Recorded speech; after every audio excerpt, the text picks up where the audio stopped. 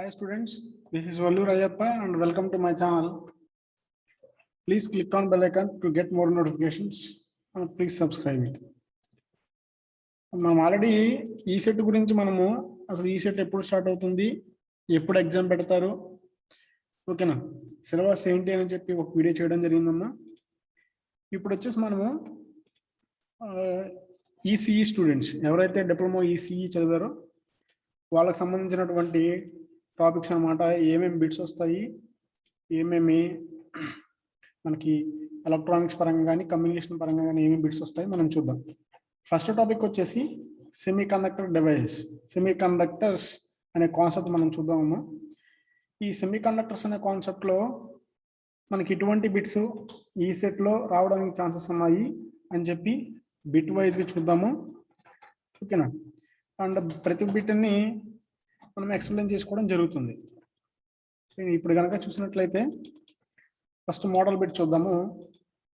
ఇక్కడ చూడండి, ఈ మోడల్ బిట్ కనుక ఏమడుగుతున్నాడు అని అంటే కనుక ఈ మోడల్ బిట్ వచ్చేసి charge of the electron is minus q where q in the coulombs is equal to, అంటే చార్జ్ ఆఫ్ ది ఎలక్ట్రాన్ ఏంటంటే కనుక మైనస్ క్యూ అని వాడు ఇచ్చేసాడు, ఓకేనా. క్యూ వాల్యూ ఏమై ఉండొచ్చు అనేది అడగడం జరుగుతుంది. మనకి బేసిక్గా చార్జ్ ఆఫ్ ది ఎలక్ట్రాన్ ఏంటంటే కనుక మనం ఏం ఇండికేట్ చేసుకుంటాము, q, that is equal to negative కాబట్టి నెగిటివ్, ఓకేనా. ఇక్కడ మైనస్ క్యూ ఉంది కదా, ఈ మైనస్ క్యూలో క్యూ వాల్యూ ఎంత ఉండొచ్చు అని అడుగుతున్నాడు అనమాట, ఓకేనా.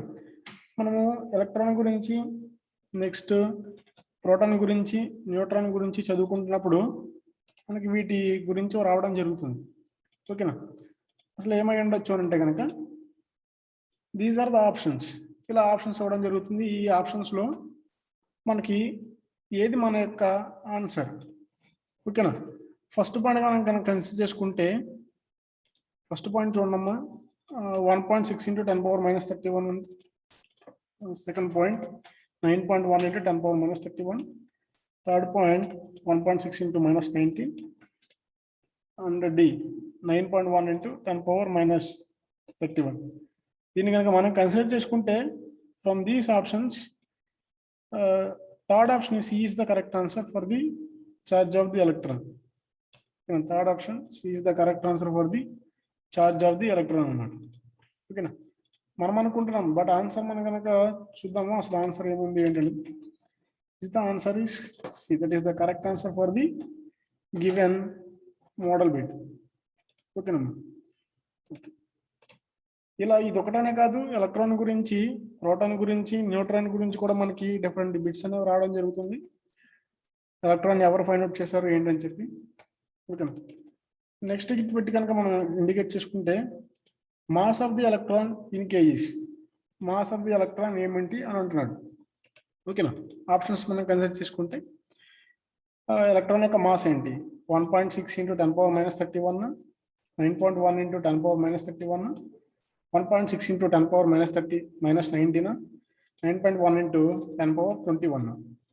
ఇవి కనుక మనం కన్సిడర్ చేసుకుంటే ఆల్రెడీ మనకు తెలుసండి ఏంటంటే కనుక the mass of the electron అంటే ఎలక్ట్రాన్ అనేది ఎంత వెయిట్ ఉంటుంది అనేది ఏమిటంటే కనుక ఇక్కడ మనకు వచ్చేసి ఆన్సర్ వచ్చేసి option B is the 9.1 × 10⁻31 kgs is the answer for the this bit, ఓకేనా. మనం ఆన్సర్ చూద్దాము, ఆన్సర్ ఏమి ఇచ్చాడు, it is B answer, correct answer. This is the mass of the electron అనమాట, ఓకేనా. నెక్స్ట్ బిట్ ఏమొస్తుందంటే కనుక in this bit is says about in n type germanium semiconductor each donor atom is contributes, అంటే germanium సెమీ కండక్టర్లో ఉన్నటువంటి donor atoms అనేవి ఏం కంట్రిబ్యూట్ చేస్తాయి, ఓకేనా. డోనర్ అంటే ఏంటి అని అంటే కనుక ఏదైతే ఎలక్ట్రాన్స్ని ఇస్తుందో that is called as donor, ఎలక్ట్రాన్స్ని ఏదైతే ప్రొవైడ్ చేస్తుందో that is called as donor అనమాట, ఓకేనా. ఇప్పుడు n టైప్ అంటే ఏంటి దాని గురించి కొంచెం బ్రీఫ్గా ఎక్స్ప్లెయిన్ చేసుకున్నాము. హియర్ దీని కనుక మనం కన్సిడర్ చేసుకుంటే ఒక pure semiconductor material that is called as intrinsic semiconductor material. దీనికి గనక మనం ఇంట్రిన్సిక్ సెమీ కండక్టర్ మెటీరియల్కి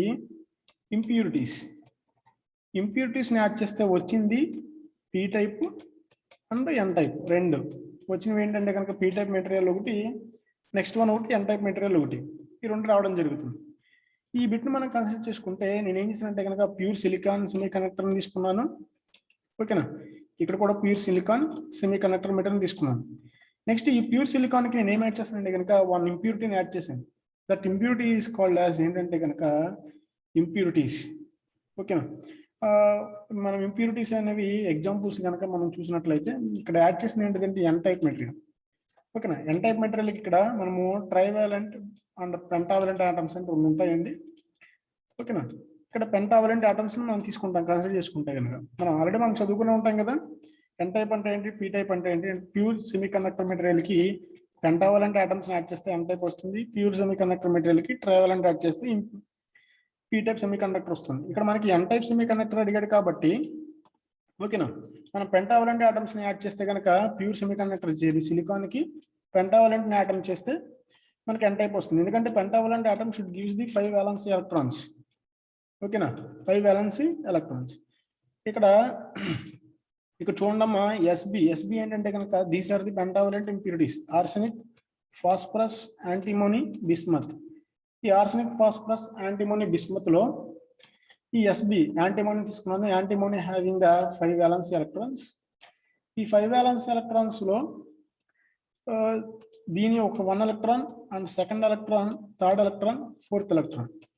ఈ 4 ఎలక్ట్రాన్స్ దీనికి ఉన్నటువంటి ఈ ఎలక్ట్రాన్ తో బాండింగ్ ఏర్పడింది, దీనికి ఉన్నటువంటి ఈ ఎలక్ట్రాన్ తో బాండింగ్ ఏర్పడింది, దీనికి ఉన్నటువంటి ఈ ఎలక్ట్రాన్ తో బాండింగ్ ఏర్పడింది, దీనికి ఉన్నటువంటి ఈ ఎలక్ట్రాన్ తో బాండింగ్ ఏర్పడింది. మరి ఇక్కడ 4 ఎలక్ట్రాన్స్ బాండింగ్ ఏర్పడింది. మరి 5th ఎలక్ట్రాన్ ఏముందంటే కనుక that is called as this one is called as free electron. Free conduction electron from SB atom means antimony atom ని ప్యూర్ సెమీ కండక్టర్ మెటీరియల్కి యాడ్ చేయడం వలన రావడం జరిగింది అనమాట. ఓకేనా, this is the explanation about the this regarding this bit. ఓకేనా, next options చూస్తే కనుక ఆప్షన్స్ చూద్దాము. ఇక్కడ అడిగినటువంటి క్వశ్చన్ నుంచి అండ్ దిస్ డయాగ్రామ్ నుంచి చూద్దాం. In N type germanium each donor atom contributes. అంటే ఎన్ టైప్ జెర్మేనియంలో డోనర్ ఆటమ్ అంటే ఏంటంటే కనుక ఆర్సెనిక్ అనేది డోనర్ ఆటమ్, ఫాస్ఫరస్ అనేది donor atom, antimony the phosphorus and bismuth. These are the pentavalent impurities. All these are called as donors because of only 4 electrons are bonding with the neighboring atoms. The another 5th electron will be like a free atom. అంటే ఏది free electron ని generate చేస్తుంది అంటే pentavalent impurities అనేవి free electron generate చేస్తాయి. ఓకేనా, అంటే ఇక్కడ ఆన్సర్ ఏంటి? ఈ N type germanium each donor atom contributes. Donor atom అనేది ఏది జనరేట్ చేస్తుందంటే first option 1 free electron generate చేస్తుందా, ఫ్రీ ఎలక్ట్రాన్ జనరేట్ చేస్తుందా, 3 ఫ్రీ ఎలక్ట్రాన్స్ జనరేట్ చేస్తుందా, 4 ఫ్రీ ఎలక్ట్రాన్స్ జనరేట్ చేస్తుందా. ఇక్కడ చూడండి, ఇది కనుక మనం కన్సిడర్ చేసుకున్నట్టయితే దీనికి ఉన్నటువంటి 4 బాండింగ్ లో ఉన్నాయి, ఒకటి మాత్రం బయటకు వచ్చింది. ఎన్ని బయటకు వచ్చినా ఒకటి. ఆన్సర్ ఈస్ 1 ఫ్రీ ఎలక్ట్రాన్ మన థియరీ ప్రకారం. మరి వాళ్ళు ఇచ్చినటువంటి ఆన్సర్ కరెక్ట్ గా చూద్దాము. ఓకేనా, చూసుకున్నట్టు కానీ దట్ ఈస్ ఆన్సర్ కరెక్ట్. ఓకేనమ్మా, నెక్స్ట్ వీడియో కనుక మనం చూసినట్లయితే ఇదిగోండి, the nature of crystal binding in germanium is. అంటే దీని మీనింగ్ ఏంటంటేనమ్మా, the nature of crystal binding in germanium is. Germanium అనేది ఎటువంటి బాండింగ్ ఆర్ బైండింగ్ అనేది ఉంటుంది. Binding means bonding with the other atoms. Other atoms తో జెర్మేనియం అనేది ఎలా బాండింగ్ లో ఉంటుందంటే కనుక చూడండి, this the bonding, this the bonding with the this one. Next, this is the bonding with the another this atom and this atom. The bonding with this atom and this atom. Okay, ఏం bonding ఏర్పడుతుందంటే కనుక nature of the bonding is called as covalent bonding గా మనం చదువుకున్నాం. Okay, మన options చూద్దాం. These are the different bondings in the nature. Ionic bonding ఉంది, metallic bonding ఉంది, covalent bonding and van der Waals bonding. ఈ 4 బాండింగ్స్ మనం కన్సిడర్ చేసుకుంటే కనుక ద కోవలెంట్ బాండింగ్ మీన్స్ ఇది sharing of electrons with the neighboring atoms. Neighboring atoms తో covalent bonding అంటే neighbouring atoms తో ఎలక్ట్రాన్స్ షేర్ చేసుకున్నటువంటి ప్రాసెస్ ఏదైతే ఉందో that is called as covalent bond. ఇక్కడ ఉపయోగపడేది ఏంటంటే మా covalent bond. That is the correct answer for this entire bit అన్నమాట. ఓకేనా, the answer is C, that is called as covalent bond. Next 5th bit కనుక చూసుకుంటే కనుక మనం ఏం అడుగుతున్నాడు అంటే కనుక 5th బిట్ ఇక్కడ for the farming of P type germanium the impurities atom. అంటే ఒక పీ టైప్ జెర్మేనియంని తయారు చేయడానికి ఇంప్యూరిటీస్ని ఏమి యాడ్ చేయాలని అంటున్నాడు. ఓకేనా, having valency of electrons, atoms having the violence of electrons. చూసుకుంటే కనుక for farming P type germanium the impurity atoms the valency of electrons. ఇది చూడండి ఇక్కడ, అంటే P type germanium P type metal తయారు చేయడానికి కావాల్సినటువంటి ఇంప్యూరిటీస్లో వ్యాలెన్స్ ఎలక్ట్రాన్స్ ఎన్ని ఉంటాయి అంటున్నాడు. ఇది మనం కనుక ఎక్స్ప్లెయిన్ చేసుకుంటే కనుక ఇక్కడ చూడండి, ఇది pure semiconductor material, this is the silicon pure and this is the silicon pure, this is silicon pure. దీనికి ప్యూర్ సెమీకండక్టర్ మెటీరియల్కి ఇంప్యూరిటీని యాడ్ చేస్తే that is called as N type కానీ పీ టైప్ కానీ. పీ టైప్ రావాలంటేనేమో trivalent atoms, N type రావాలంటేనేమో N type రావాలంటే pentavalent. ఇక్కడ మనం పీ టైప్ కదా, ట్రైవాలెంట్ ఆటమ్స్ కన్సిడర్ చేసుకుంటున్నాం. Boron and gallium, indium, aluminium, all these are the trivalent atoms having violence electrons 3. దీనికి ఎన్ని వ్యాలెన్స్ ఎలక్ట్రాన్స్ ఉంటాయంటే 3 ఉంటాయి. చూడండి, this one is bonding with this one, and this one is bonding with this one, and this one is bonding with this one. This one is does not bonding with this one because of the boron. ఏం చేసామంటే కనుక ఈ pure semiconductor material 4 violence electrons ఉంటాయి. దీనికి 4 ఉంటాయి, దీనికి 4 ఉంటాయి, దీనికి 4 ఉంటాయి. దీని యొక్క 4 దీని ఆటమ్, దీనికి ఎన్ని ఉంటాయంటే కనుక ఓన్లీ 3 మాత్రమే ఉంటాయి. పెంటావాలెంట్ ఆటమ్స్ కదా, ట్రైవాలెంట్ ఆటమ్స్ కదా, దీనికి 3 ఉంటాయి. మరి ఈ ఫస్ట్ వన్ దీంతో బాండింగ్ ఏర్పడింది, సెకండ్ వన్ దీంతో బాండింగ్ ఏర్పడింది, థర్డ్ వన్ దీంతో బాండింగ్ ఏర్పడింది. మరి మిగతాది ఏముంది, that is called as hole. There is no valence electrons. The empty space or vacancy of electron is called as hole అనమాట. అంటే ఇక్కడ పీ టైప్ మెటీరియల్ని తయారు చేయడానికి మనకి యాడ్ చేసేటటువంటి ఇంప్యూరిటీస్ యొక్క వ్యాలెన్స్ ఎలక్ట్రాన్స్ ఎన్ని ఉన్నాయంటే కనుక ఇక్కడ 3 ఉన్నాయి. ఓకేనా, this is the 3 is the correct answer for this entire bit anamata. Okay na, that is answer. Next bit kana chusukunte the resistance of the conductor increases. Ante manaki resistance of the conductor yokka resistance value increase avutundi. Okay na, when ante ఏది increase అయినప్పుడు conductor యొక్క resistance value increase అవుతుంది. ఇదేంటంటే కనుక మనము first ఇయర్లో చూసుకుంటే కనుక ఈడిపిఎస్ కానీ సంథింగ్ కానీ ఒక కండక్టర్ యొక్క resistance value should be depending upon the length of the conductor and cross sectional area of the conductor and resistivity of the conductor అనమాట. This is the question in the first year, factors affecting the resistance of the resistor or conductor. ఈ diagram కనుక మనం consider చేసుకుంటే చూడమ్మా, ఇదంతా ఏంటంటే కనుక conductor అనమాట. కండక్టర్కి లెంత్ ఉంది కదా, this length L and this is the area అనమాట, ఏరియా ఆఫ్ ది కండక్టర్ అంటే లెంత్ అనమాట. ఇదంతా ఇక్కడ నుంచి ఇక్కడ దాకా ఉన్నది మనం కన్సిడర్ చేసుకుంటే కనుక లెంత్, దిస్ ద ఏరియా. ఓకేనా, మన రెసిస్టెన్స్ ఫార్ములా ఏంటంటే కనుక R is proportional to the length of the conductor, R is inversely proportional to the area of the conductor, R is proportional to the length of the conductor and R is inversely proportional to the area of the conductor. ఇక్కడ మనం ఈ రెండింటిని combine చేస్తే R is proportional to the ratio of length of the conductor to the area of the conductor. మరి ఈ proportionality constant ఏంటంటే కనుక that is called as rho. That means resistivity. Rho అన్నమాట, RHO rho. That means resistivity. ఓకేనా, R is equal to rho L by A, rho L by A. Okay, ఈ ఏరియాని తీసుకుని వస్తే కనుక రోయల్. ఇప్పుడు రోని కనుక మీరు కన్సిడర్ చేసుకుంటే A into R divided by L. Okay, దాని యూనిట్స్ వచ్చేసి మీటర్ ఓమ్స్. ఓకేనా, అంటే దీన్ని బట్టి మనము లెంత్ని కనుక ఇంక్రీజ్ చేస్తే resistance of the conductor should be increase.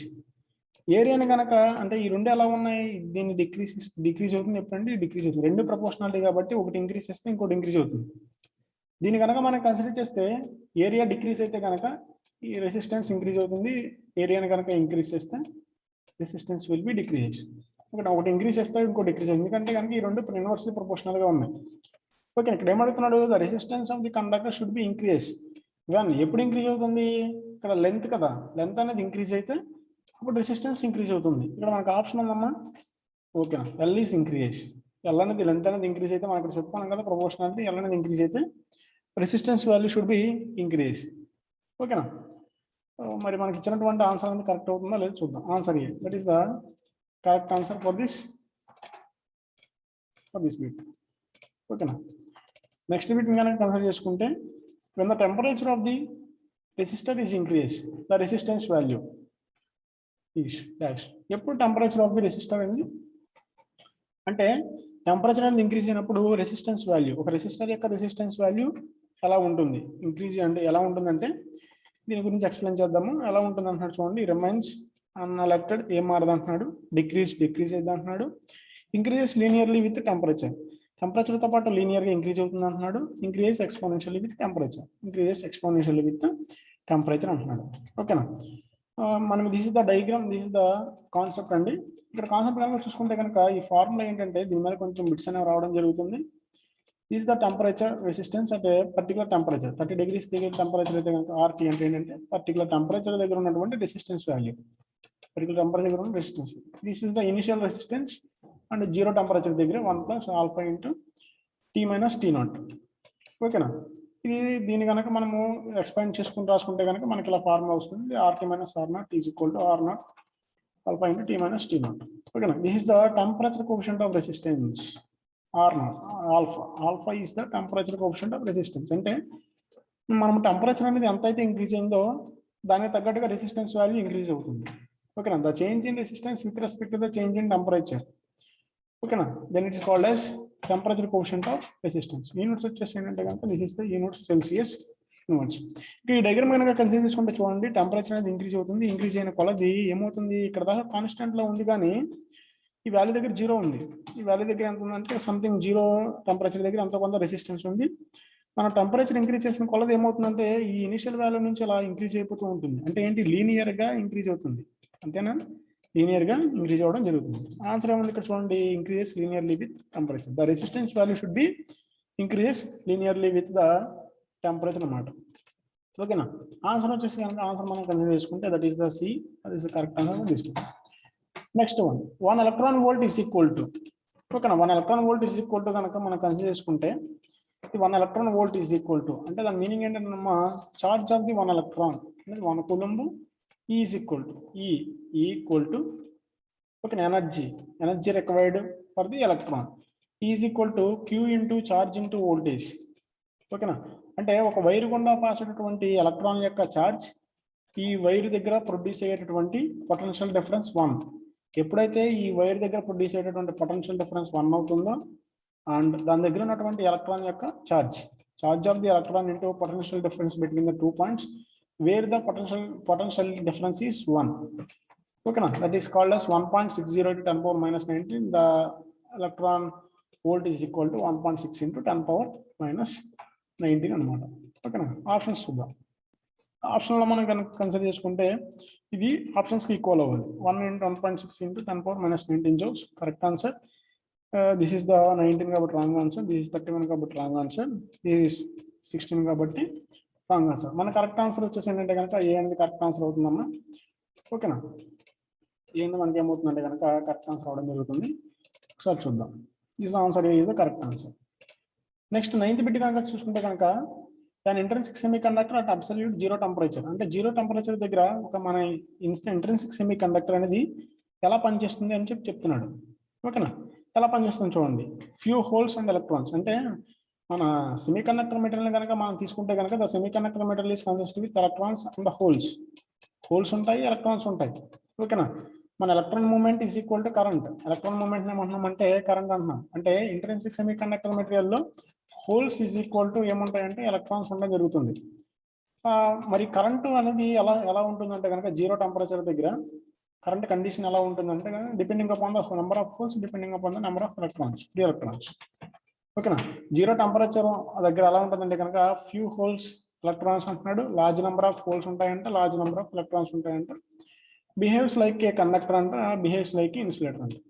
అసలు టెంపరేచర్ ఏమీ ప్రొడ్యూస్ అవ్వలేదు అని అంటే కనుక there is no free electrons, ఎటువంటి ఫ్రీ ఎలక్ట్రాన్స్ అనేవి ఉండవు. ఓకేనా. టెంపరేచర్ ఏమీ ప్రొడ్యూస్ అవ్వలేదు కాబట్టి జీరో టెంపరేచర్ దగ్గర ఎటువంటి ఫ్రీ ఎలక్ట్రాన్స్ అనేవి ఉండవు. That's why it is called act as a like a good insulator, అంటే ఇన్సులేటర్ లాగా యాక్ట్ చేస్తుంది. మన ఈ బిట్కి ఆన్సర్ ఏమవుతుందంటే అమ్మ answer B, answer D is the correct answer for this one. ఓకేనా. Answer good like a few electrons. ఓకేనా. Few electrons, few holes and electrons these are the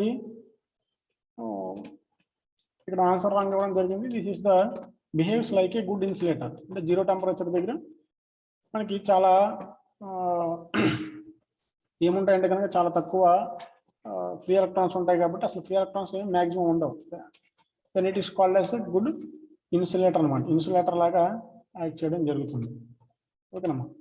next bit కనుక మనం కన్సిడర్ చేసుకుంటే అదే bit which of the following serve as a donor impurity in silicon. ఓకేనా. సిలికాన్లో donor impurity ఏంటంటే కనుక